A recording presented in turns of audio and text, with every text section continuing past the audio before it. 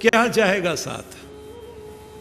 वैराग्य मन में जाग गया तो भक्ति जाग गई, भक्ति जाग गई तो व्यक्ति आएगा परमात्मा के भजन के लिए, सत्संग के लिए बैठेगा। तो जैसे ही बैठना शुरू करता है तो नाम जपना शुरू होता है। नाम जपना शुरू हो जाए तो बड़ी बात होती है, नाम जपने में रस आना शुरू हो जाए।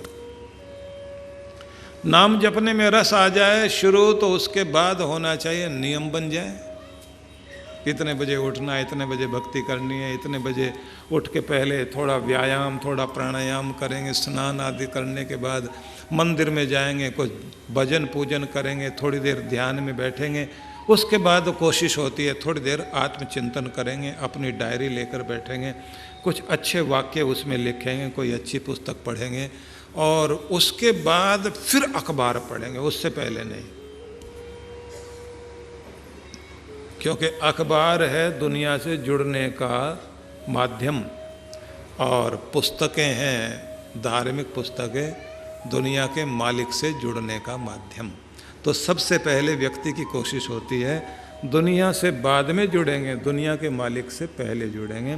तो सुबह उठते ही पहले उस मालिक से जुड़ा जाए, उससे कनेक्शन बन जाए, तो ऐसे फिर नियम बनने लग जाता है। और जैसे नियम बनने लग जाए तो समझ लेना चाहिए नियमित हो गए, तो अब बन गए हम विद्यार्थी। विद्यार्थी बनने से पहले श्रोता बनना होता है। अब सत्संग में आने लग गए तो श्रोता बन गए, और जैसे ही श्रोता बन गए तो कॉपी हाथ में रहे तो कुछ ना कुछ नोट करना है।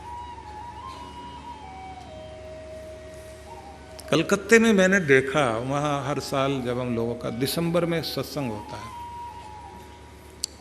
दिसंबर में,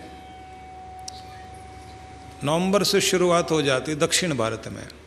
बॉम्बे होगा, कलकत्ता, पूना, सूरत में, गुजरात में, नागपुर में, अहमदाबाद में, कलकत्ता, हैदराबाद, औरंगाबाद, अकोला, सब जगह दक्षिण भारत में शुरू हो जाता है। तो कलकत्ता में मैंने देखा जो बड़े बड़े सेठ हैं वहाँ के, हजारों करोड़ों के मालिक, अपने हाथ में कॉपी पेन लेकर आएंगे। मैंने कहा ये किस लिए? बोले सुनना भी है, गुनना भी है, चुनना भी है। तो मैंने कहा अच्छा बताइए पिछले से पिछले साल क्या बताया था। अब पन्ने पलट के बता देते हैं, हाँ पिछले से पिछले साल शुरुआत में यहाँ से चर्चा हुई थी। तो मुझे कहना पड़ता है कि ऊपर आओ, मैं अपनी तरफ से माला पहनाना चाहता हूँ कि कम से कम आपने रिकॉर्ड तो रखा।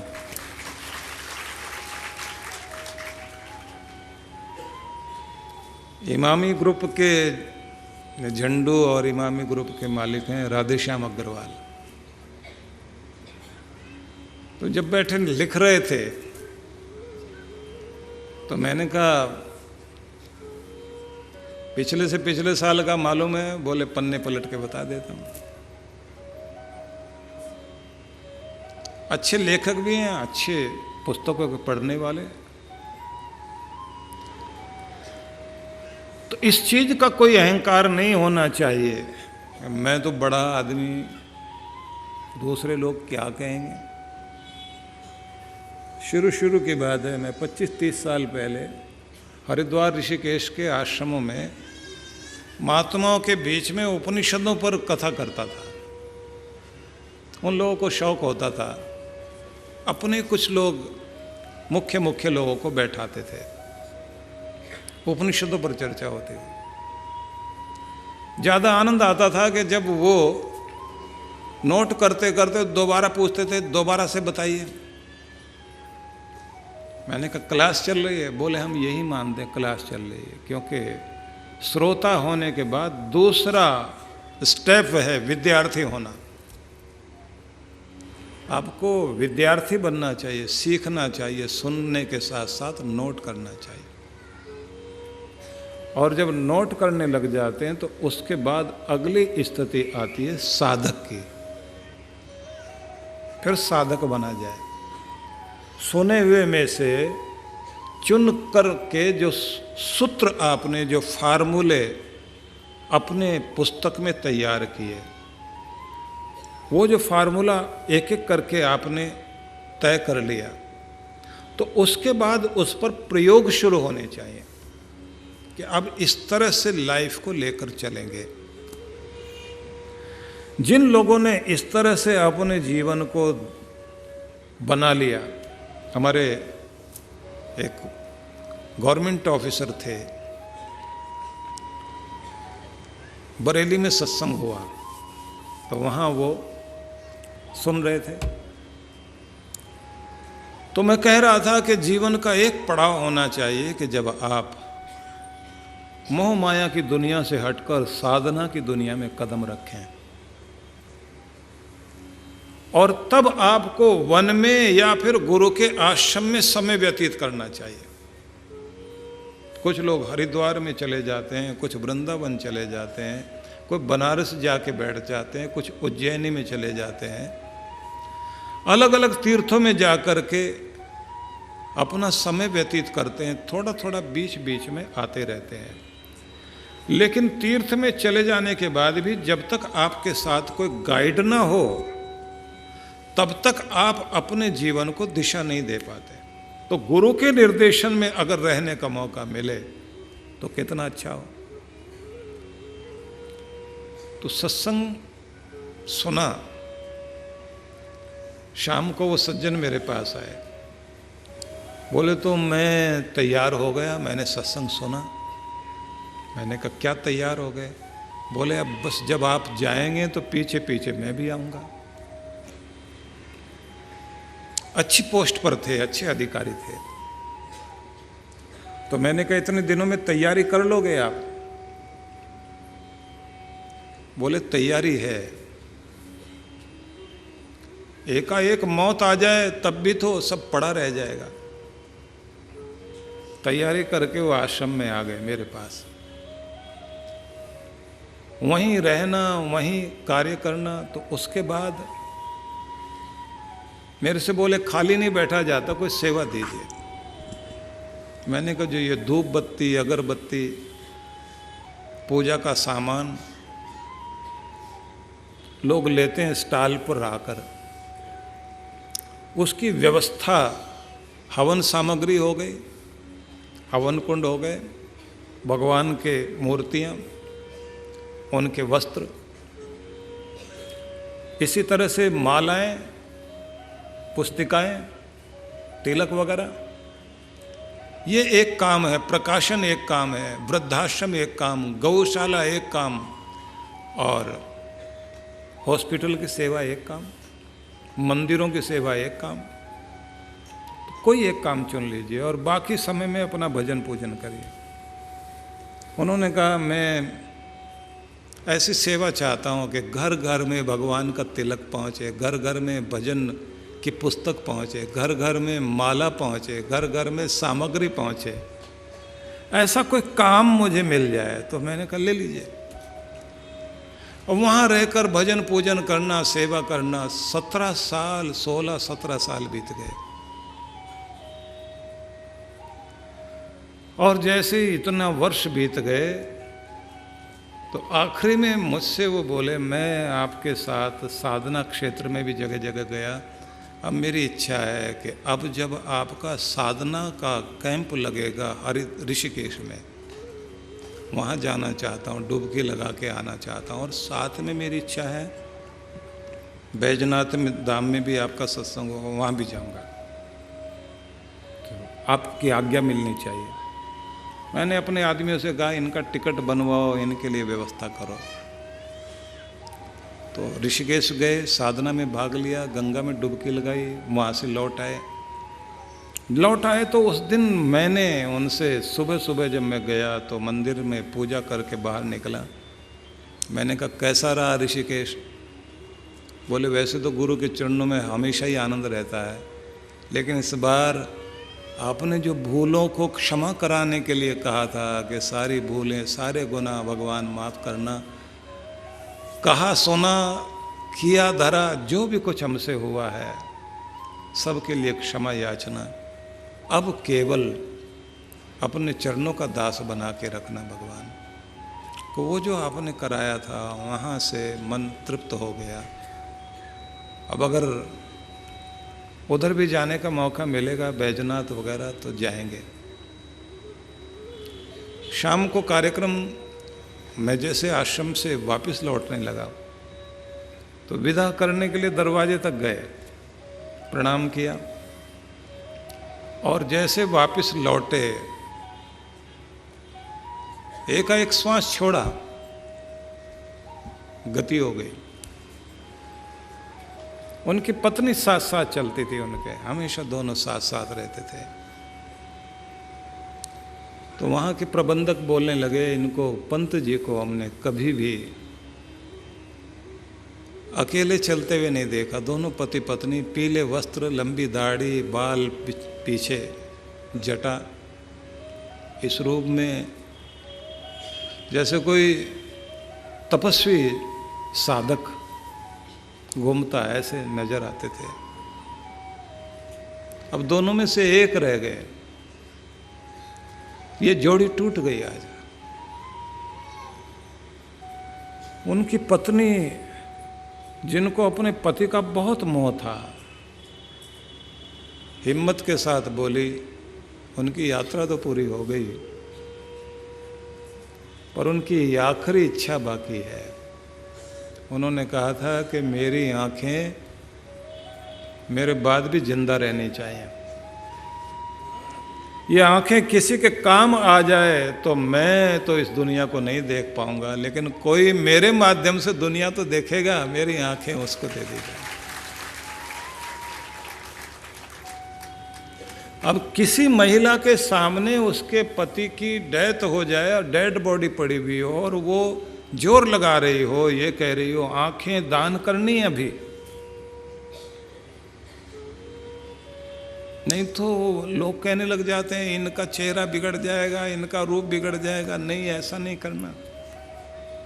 हालांकि कुछ भी बिगड़ता नहीं, आंखें तो बंद ही रहती हैं आदमी की। बीच में से जो आंखें होती हैं जैसे वो भी वैसे ही रहती हैं, जो कुछ निकाला जाता है वो तो अंदर का तत्व है। और मिट्टी है शरीर, उसे तो जलना ही है अभी।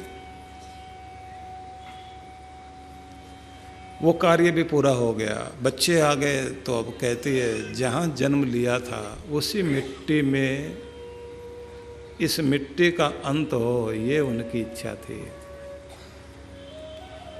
गुरु के घर तो आत्मा दे दी, देह वहीं देनी है जहाँ जन्म लिया था। तो एक साधक की साधना पूरी हो गई।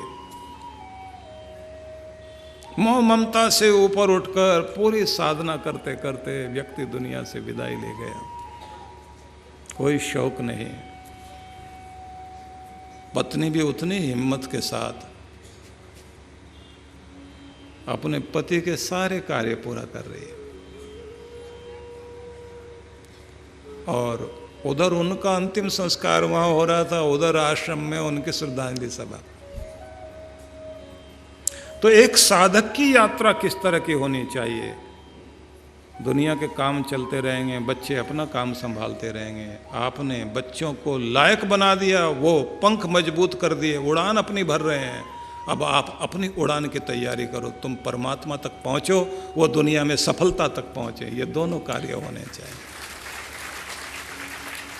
आपके बच्चे सफलता की सीमाएं पार कर जाएं और आप सफलता अध्यात्म में पार कर जाओ कि भगवान तक पहुंच जाओ, अपने मोह ममता से, आसक्ति से ऊपर उठकर।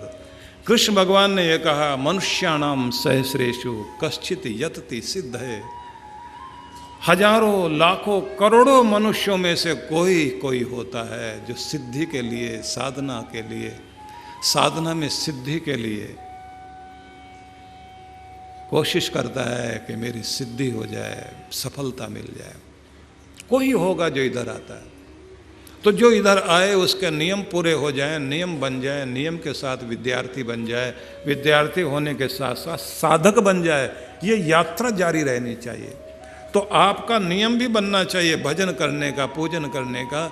और अपने भजन पूजन के साथ में कोशिश करो आपके घर के अंदर ही कोई ना कोई एक ऐसी कुटिया बना लीजिए, भले छत पर आप बनाएं, जो घास फूस की हो या फिर सीमेंट की भी हो, तो कुटिया कुटिया जैसी होनी चाहिए, पवित्रता वाला स्थान होना चाहिए, जहाँ आप बैठकर थोड़ी देर जाप कर सकें, आसन व्यायाम कर सकें, प्राणायाम कर सकें, कोई अच्छी पुस्तक पढ़ सकें, जहाँ पर आपकी पवित्रता प्रवेश करे, अपवित्र चरण ना पड़े, मतलब चरण पादुकाएं बाहर रहें, वहाँ बैठ कर के थोड़ी देर 2 घंटा 3 घंटा सुबह 1-2 घंटा शाम वहाँ बिता लिया करें।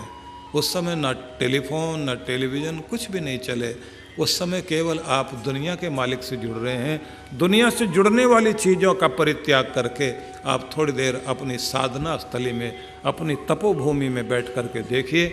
आपने अपने घर में दुनिया से मिलने के लिए ड्राइंग रूम बना लिया, लेकिन दुनिया के मालिक से मिलने के लिए भी कोई जगह आपको बनानी चाहिए, जिसके अंदर आप बहुत सुंदर बेलें लगाएं, फूल लगाएं, गमले बाहर लगा लें। लगना चाहिए किसी ऋषि की कुटिया है। हिमालय में नहीं जा सकते, हिमालय आपके घर आना चाहिए। आप हिमालय की यात्रा पर जाएं, कोशिश करो, वर्ष में 1 बार 2 बार हो सके तो बहुत अच्छी बात है। हम लोग साधना कराते हैं, हिमालय की साधना के लिए बुलाते हैं। तीर्थों में आप लोग जाते हैं, बद्रीनाथ जाएं, केदारनाथ जाएं, अमरनाथ जाएं, साधना आपकी हो सके बहुत अच्छी बात है। नहीं तो गुरु जहाँ साधना कराने के लिए आपको उत्तरकाशी ले जाएं, ऋषिकेश ले जाएं, या फिर हिमाचल प्रदेश की धौलाधार पहाड़ियों के बीच, पर्वत श्रृंखला के बीच, व्यास नदी के तट पर महर्षि मनु, अगस्त्य, वशिष्ठ ऋषि की, जमदग्नि की साधना स्थली में वहाँ बैठाकर साधना कराएं, समय निकाल कर आओ। हिमालय यात्रा होनी चाहिए, लेकिन वहाँ से आने के बाद कोशिश करो आपके घर में भी एक हिमालय होना चाहिए, जहाँ आप बैठ कर के अपने भगवान का नाम ले सकें। व्यक्ति नहीं रहे, उसका आसन तो बिछा है, उसकी माला तो रखी भी है, कोई ना कोई तो उसके आसन पर बैठेगा, कोई ना कोई तो घर का प्रमुख, घर का कोई ना कोई सदस्य तो उस माला को पकड़ेगा, उन पुस्तकों को उठाएगा, उस स्थान पर बैठेगा, और एक बैठा तो दूसरा भी बैठना शुरू हो जाएगा। और धन की परंपरा तो आगे चलती रहेगी, धर्म की परंपरा भी आगे चलनी चाहिए, भजन की परंपरा भी आगे चलनी चाहिए। इस परंपरा को रुकने नहीं देना चाहिए।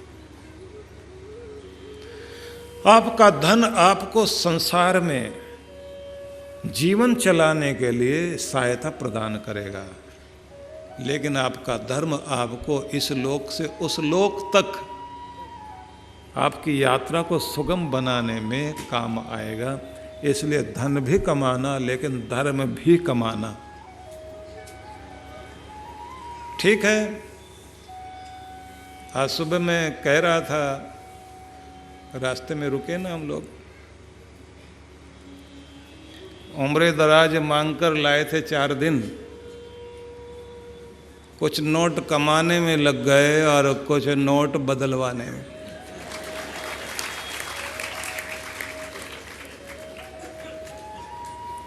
जिंदगी है ना।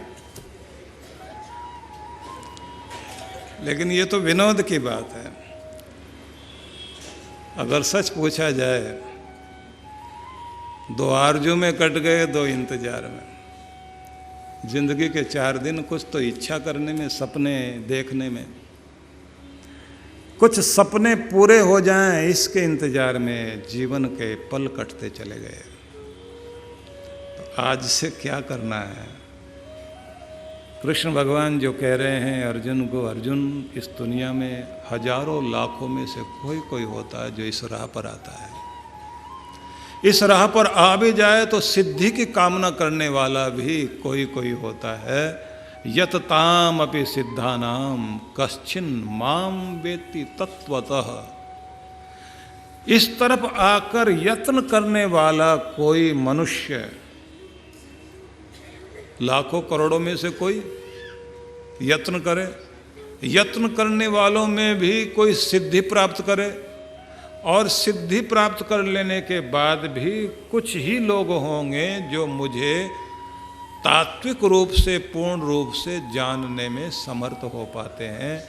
अधिकांश लोग तो सिद्धि प्राप्त करने के बाद, विभूतियाँ प्राप्त करने के बाद वरदान प्राप्त करने के बाद संसार में अपने चमत्कार दिखाने में लग जाते हैं, जो भगवान से दूर ही रह जाते हैं। भगवान कहते हैं जो मुझे तत्व से जान पाते हैं वो तो कोई कोई मनुष्य ही होता है। तो इसलिए ये ध्यान रख लीजिए कि अगर आपका मन परमात्मा की तरफ लग गया तो आप भाग्यशाली हैं, और आपका मन भगवान के चरणों में लगने लगा तो इसका मतलब है कि अब अगली कड़ी जोड़िए, नियम बन जाए। नियम टूटने मत दो। हो सकता है कि कभी कभी शरीर इस स्थिति में पहुंच जाए, बुखार हो, बीमार हो, लेटे लेटे आप पड़े हुए हैं, चाहते हैं मंदिर जाएं लेकिन आप उठ नहीं सकते, तो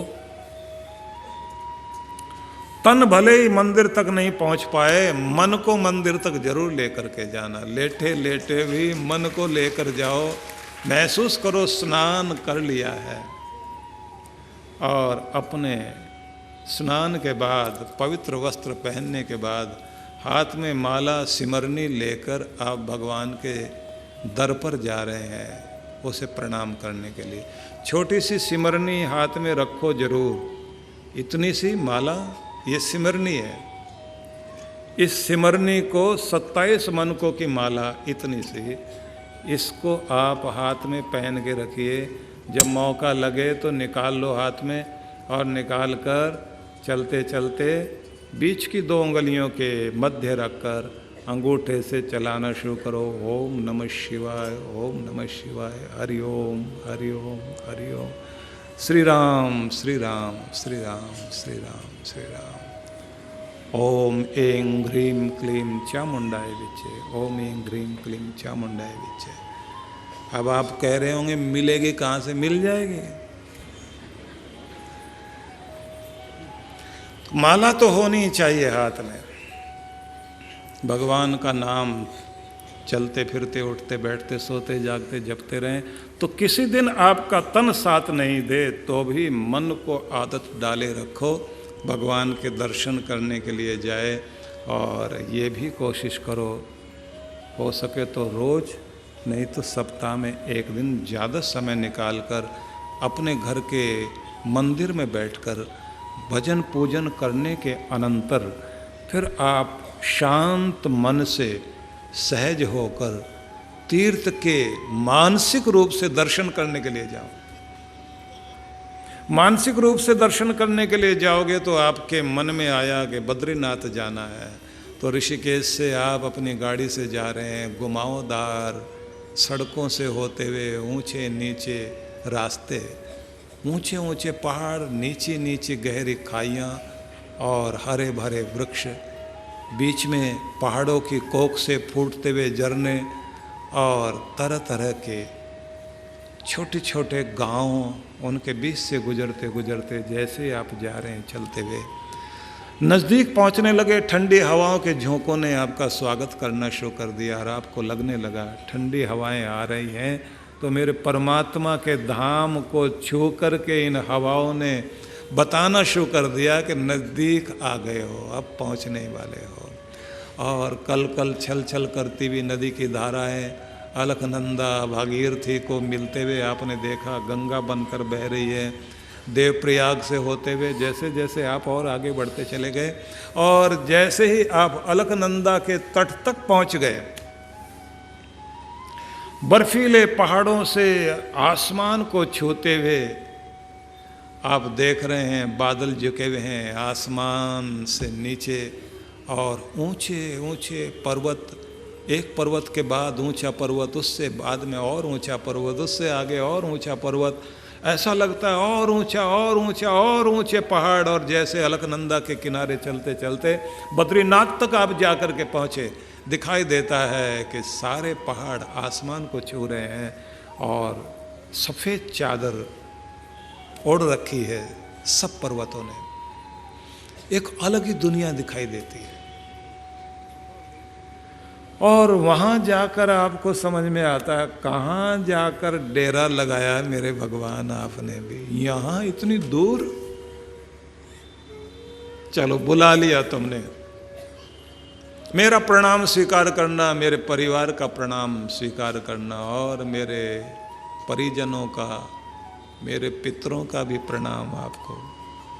जिस नगर में रहता हूँ नगर वासियों का प्रणाम, जिस देश में रहता हूँ उन सब देशवासियों की तरफ से भी तुम्हें प्रणाम करता हूँ। झुक झुक कर भगवान को प्रणाम करो और फिर महसूस करो, वहाँ जैसे ही आप गए, घुटनों के बल बैठ गए, तो अपने भगवान को प्रणाम करते हुए महसूस करो कि इस समय आरती करने जा रहे हो। बैठे हो आप अपने घर के मंदिर में, अनुभव करना कि पहुंच गए हो आप बद्रीनाथ, और बद्रीनाथ में पहुंचे हो तो फिर ये अनुभव करो, देव लोग आकर मंत्र पाठ शुरू करें, देवता ही शंख ध्वनि करें, देवता ही घंटा नाद करें। तो अपने चारों तरफ अनुभव करना कि जैसे चारों तरफ देव मंडल खड़ा हुआ है, नारद जी की वीणा बज रही है, गंधर्व गीत गा रहे हैं, तरह तरह का मंत्र पाठ हो रहा है, और ऐसे बीच में आप सामने आकर सोने की थाली में नंदनवन के पुष्पों के साथ चांद और सूरज का दीप बनाकर अपनी थाली हाथ में लेकर अपने परमात्मा का स्तवन करने के लिए खड़े हुए हो। अनुभव करना, कल्पना से ही सही, अपनी कल्पना से भगवान के चरणों तक आप पहुंचना। लगना चाहिए कि आपके थाल में चांद सूरज सितारे सब दिए बनकर आ गए हैं और सामने ज्योतिर्मय रूप में भगवान विराजमान हैं। जमीन से आसमान तक उनका आकार पहुंच गया है और आप वहाँ वंदन कर रहे हैं। आंखें बंद हैं, मन से आप अपने भगवान तक पहुँचे हैं। मन की कल्पना से जब नरक जा सकते हो तो स्वर्ग भी जा सकते हो ना। जब मन की कल्पना से आप झगड़े कर सकते हो तो देवता को भी तो बुला सकते हो। मन की कल्पना से आप गंदे चित्र सोच सकते हैं तो मन की कल्पना से देवताओं का भी तो चिंतन कर सकते हो ना, अपने भगवान का दर्शन कर सकते हो। तो मन की कल्पना से ही आप वहाँ पहुँचिए और दर्शन करो। भगवान का स्वरूप आपके हाथ में बड़ा सा एक थाल और उसमें जगमगाते हुए दीप, मानो चंदा सूरज सारे सितारे ही उतर आए हैं, और जो वहाँ अगरबत्तियाँ जल रही हैं वो तो नंदन वन का ही चंदन है। मंत्र हमको आते नहीं लेकिन देवता पाठ कर रहे हैं हमारी तरफ से। मेरे प्रभु की विश्व रूप का दर्शन हो रहा है। मैं अपने प्यारे की आरती कर रहा हूँ तो वंदन करना, प्रणाम करना। बैठे हो अपने घर में, महसूस होना चाहिए तीर्थ दर्शन करने के लिए गए। मानसिक रूप से अनुभव होगा कि भगवान ने आपके सिर पर हाथ रखकर आशीर्वाद दिया है और कहा, मेरे बच्चे तेरी प्रार्थना स्वीकार की जाती है, तेरा कल्याण। तो मन से भी तो पहुंच सकते हो ना। तो सप्ताह में एक दिन ही सही, रोज तो आप सामान्य पूजा करते हैं, एक दिन तीर्थ यात्रा भी करके आओ। और मन से पहुंचते हो तो तन से भी कोशिश किया करो अपने तीर्थों में पहुंचा जाए, अपने तीर्थ वाले स्थान में आपको जाने का अवसर मिले और गुरु के माध्यम से जाने का अवसर मिले। कभी कभी आपको अवसर मिलना चाहिए कि कैलाशपति के दर्शन करने के लिए आप जा सकें। मैं देखता हूँ ऐसे लोगों को जो ये कहते हैं कि कोई कैलाश यात्रा का कार्यक्रम बना दीजिए, अभी तो तन में दम है तो जा सकते हैं, एक बार दर्शन करके तो आ जाएं। तो बहुत अच्छी बात है, ऐसी भावनाएं रखनी चाहिए।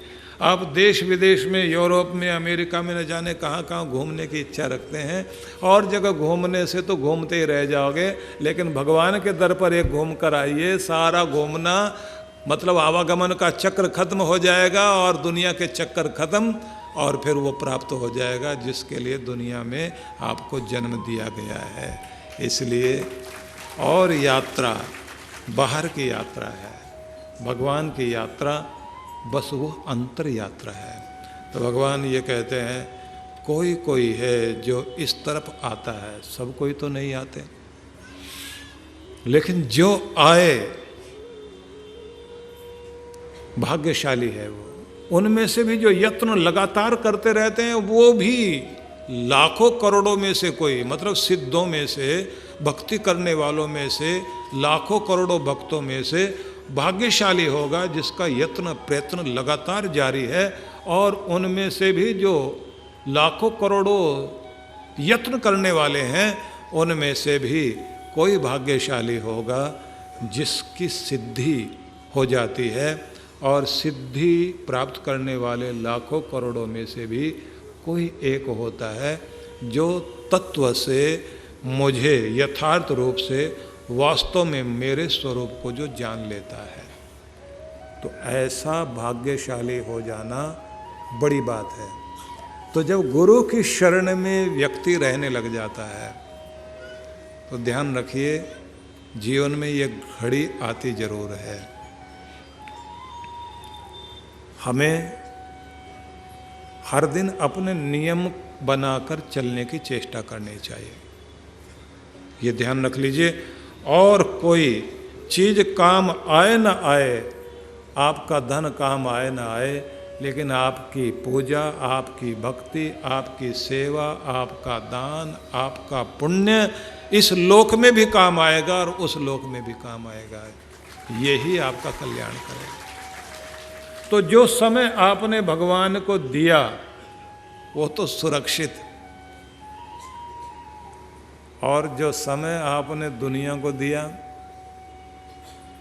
उसमें से कितना समय सार्थक होता है? 80% तो टाइम हमारा बेकार जाता है।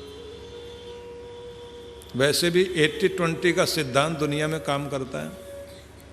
20% लोग 80% पे राज करते हैं। 80% लोगों के पास 20% धन होता है और 20% लोगों के पास 80%। लंबी कहानी है, सार में इतना सुन लीजिए। 80% टाइम हमारा बेकार में जाता है। 80% टाइम में हम 20% काम कर पाते हैं, और अगर अच्छा मूड बन जाए तो 20% में 80% काम कर जाएंगे। इसलिए कोशिश करो कि आप मूड में रहो, और आपके मूड बनने से, भाव बनने से ज़्यादा काम भी पूरे हो, भजन भी पूरा हो, सांसारिक कार्य भी आपके पूरे हो जाएं, और आपकी यात्रा भी ठीक हो जाए। तो क्या भगवान ने हमारे लिए कहा, ये मैं सब सुनाना चाहता हूँ आपको। तो आज तो हमने भूमिका बनाई है। तो आपसे मैंने कहा, कुछ लोग होते हैं कि जिनका मन भगवान के चरणों में चलता है। ज़्यादातर लोग ऐसे होते हैं कि जिनका ध्यान दुनिया में बटा रहता है। तो जो दुनिया में बटे रहते हैं, बिखरा बिखरा जीवन जीते हैं, तो उसके कारण क्या होता है? अशांत ज़्यादा रहते हैं, चिंताएं ज़्यादा रहती हैं। ज़्यादातर तो वे लोग हैं जो लोग अपने धन कमाने में अपनी सबसे ज़्यादा कीमती चीज़ें दांव पे लगा देते हैं। धन से भी कीमती क्या हो सकती है? एक तो आपकी नींद। जब नोट आ रहे होते हैं ना, उन दिनों ये दिखाई देता है नींद वींद तो आती रहेगी, पहले नोट आने दो। धन आ जाए, नींद चली जाए। सेहत खराब करके लोग धन कमाते हैं, बाद में वही पैसा खर्च करके सेहत वापस लाने की कोशिश करते हैं। पैसा खर्च करके नींद वापस लाना चाहते हैं। पर मैंने ज़्यादातर तो यही देखा, कितना भी पैसा अब उसके बाद खर्च कर लीजिए, सेहत दे करके पैसा तो कमाया जा सकता है, लेकिन पैसा दे करके सेहत वापस नहीं लाई जा सकती। अपनी जिंदगी का सबसे कीमती समय देकर आप धन कमाते हैं, लेकिन वो कीमती धन दे करके आप अपना समय, अपनी उम्र, अपना वो सबसे प्राइम टाइम जो आपका था उसे वापस नहीं ला सकते। अपनी जवानी बिता करके धन कमा सकते हो, लेकिन धन दे करके अपनी जवानी वापस नहीं ला सकते। अपने बच्चों का प्यार का वक्त, दुलार का वक्त दे करके आपने धन तो कमा लिया, लेकिन उसके बाद आपके बच्चे इतने बड़े हो जाते हैं, वो तो पढ़ने के लिए कोई देश में कोई विदेश में चला जाता है, वो आपसे दूर हो गए और बुढ़ापे में आप उनसे दूर हो गए, तो पाया क्या? तो बहुत लोग जीवन को इस तरह से व्यतीत करते हैं कि उनको जीवन जीना ही नहीं आता। वो जान ही नहीं पाते कि कीमती क्या है। तो कीमती क्या? सेहत, नींद, चैन, परिवार, प्रेम, प्रसन्नता। तो धन सुख सुविधा के लिए। तो क्या करना चाहिए? धन कमाते कमाते सेहत गंवाओ नहीं, कमाओ। धन कमाते कमाते नींद गंवाओ नहीं, नींद को भी संभालो। धन कमाते कमाते अपने परिवार के लिए भी समय निकालो। इतने पागल मत बन जाओ कि जिधर चल पड़े उधर के लिए ही पागल हो जाएं और बाकी चीज़ें छूटती चली जाएं। और ये भी एक बात याद रख लीजिए, अपनी ज़िंदगी में आनंद, मस्ती, प्रसन्नता, चैन से जीवन बिताने की कामना हर कोई रखता है, लेकिन कब? एक बार मेरे काम पूरे हो जाएं, बस उसके बाद तो मस्ती से जिंदगी बिताऊंगा। और काम किसी के कभी पूरे होते नहीं, इसलिए मस्ती का जीवन बिताने के लिए समय कभी मिलता नहीं। उम्र हाथ से निकल जाती है और कब राम नाम सत है, उसे होने में देर लगती है क्या? तो हर दिन एक कदम दुनिया की तरफ, तो एक कदम परमात्मा की तरफ, एक कदम सेहत की तरफ, तो एक कदम प्रसन्नता की तरफ, तो आपका एक कदम धन की तरफ, दूसरा कदम आपका धर्म की तरफ लगना चाहिए। एक कदम परिवार की तरफ जाना चाहिए, तो एक कदम आपका गुरु की तरफ भी जाना चाहिए। जब आप अपने समय का ठीक ढंग से निर्धारण कर लेते हैं तो ध्यान रख लीजिए, जीवन सफल होना शुरू होता है। साधना में एक प्रक्रिया होती है कि हाथ जोड़कर जब व्यक्ति भगवान को नमन करता है, उसके बाद वरदान के लिए ये हाथ इस तरह कमल की तरह खिलाता है, इस तरह, और इसी को फिर अंजलि बना लेता है कि मेरी झोली भरो। तो उसका मतलब होता है कि सारी पंखड़ियां खिल जाएं मेरी, सेहत की पंखड़ी भी, परिवार की प्रसन्नता की पंखड़ी भी, मेरे फर्ज भी पूरे हो जाएं, कर्ज भी हट जाए, मर्ज भी दूर हो जाए, और इस दुनिया में रहते रहते मैं घर परिवार से लेकर मकान, ज़मीन, जायदाद ये सब बनाने के साथ फिर जहाँ आखिर में जाकर बसना है वहाँ की तैयारी भी पूरी करूँ। अगर यहाँ से छोड़ना पड़े तो कम से कम वहाँ का भी ऐसा कुछ प्रबंध कर लूँ कि इधर भी स्वागत है और उधर भी स्वागत है। यहाँ वाले कहते हैं हमें तुम्हारी ज़रूरत है, वहाँ वाले कहते हैं हमें तुम्हारी ज़रूरत है। परमात्मा भी हमें अपने गोद में बैठाने को तैयार है और ये दुनिया भी हमें अपना मान देने के लिए तैयार है। तो जब आप दोनों तरफ से सफलता प्राप्त कर लेते हैं तो कहा जाता है फूल पूरा खिला हुआ है। तो अब तक जैसे भी व्यतीत रहा होगा जीवन, अब आपको गुरु के निर्देशन में अपना जीवन जीने के लिए तैयारी करनी चाहिए। आप लोग जानते हैं खिलाड़ी को भी किसी कोच की जरूरत पड़ती है, तब वो अच्छा खिलाड़ी बनता है, नहीं तो अच्छा खिलाड़ी नहीं बनेगा। संगीत सीखने के लिए संगीतकार की टीचिंग की जरूरत पड़ती है। तो हमारा जो लाइफ कोच है, जो हमारे जीवन के लिए निर्देशन दे सकता हो, शिक्षा दे सकता हो, क्योंकि भगवान तो जीवन देगा, जीने का तरीका तो नहीं बताएगा। तो जीने का तरीका सद्गुरु बताता है। इसलिए सद्गुरु के निर्देशन में जीवन को जीने की हमेशा कोशिश करनी चाहिए कि कोई न कोई मेरे सिर पर होना चाहिए कि जिससे मैं अपना जीवन निर्देशन में व्यतीत करते करते अपना कल्याण कर सकूं।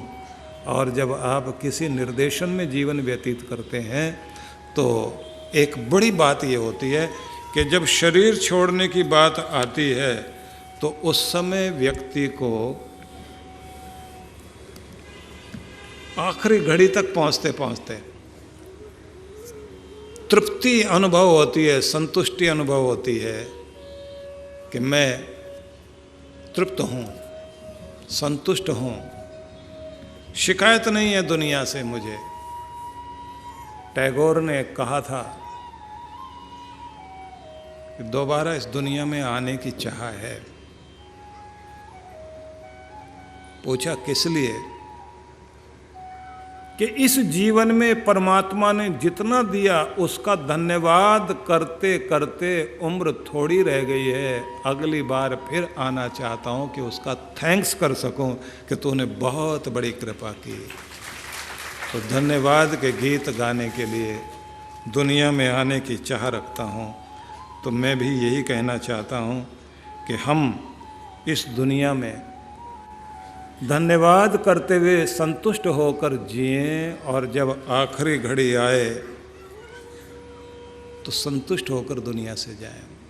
कोई आदमी बहुत कमाया लेकिन बेचैन जीवन जीता रहा और आखिरी में भी बेचैनी से शरीर छोड़ रहा है, तो क्या कहेंगे आप?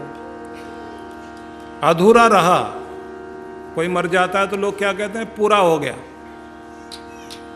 लेकिन पूरा नहीं हो पाया।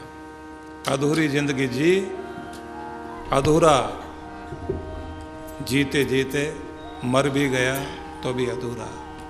पूर्ण तो वो जो संतुष्ट होकर दुनिया से जा रहा है, धन्यवाद करते हुए जा रहा है।